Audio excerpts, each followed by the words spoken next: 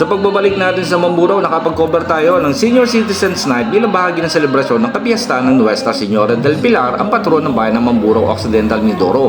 At dito ay nasaksihan natin ang tinatawag na kuratsa.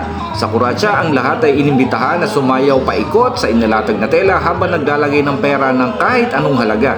Lahat naman ay tumalima, may nagbigay ng barya, ng perang papel, may isang beses lang naglagay, meron din naman na maraming hawak na isa-isang inihahagis habang sumasayaw paikot na tela hanggang sa maubos na nga ang hawak na pera.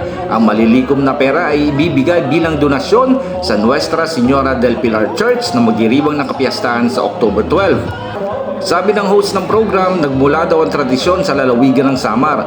And speaking of Samar, naging kontrobersyal ang gobernadora dito na si Governor Shari Angtan dahil sa isang viral video na kinakitaan din ng paghahagis ng pera. Sa kumalat na video, ang eksena ay isang party daw ng mga kontraktor dahil sa mga nakuha na proyekto mula sa gobyerno, na during that time nitong August ay kasagsagan naman ng investigasyon ng mga flood control project sa Senado.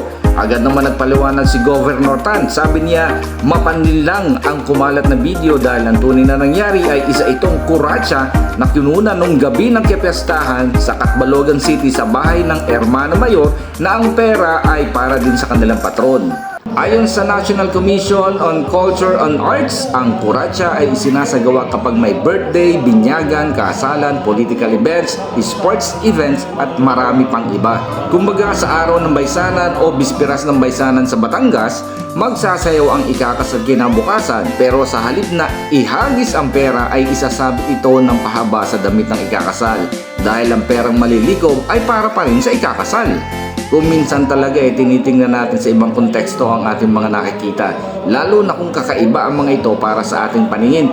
Pero ang hindi natin alam, bahagi pala ito ng kanilang tradisyon, at itong kuratsa na ating nasaksihan sa bayan ng Mamburao ay dapat din nating igalang at irespeto. At umahanga ako kina lolo't lola dahil inipon talaga nila ang kanilang lakas ngayong gabi para magpahayag ng kanilang paniniwala at pananampalataya sa mahal na patron na Nuestra Señora del Pilar.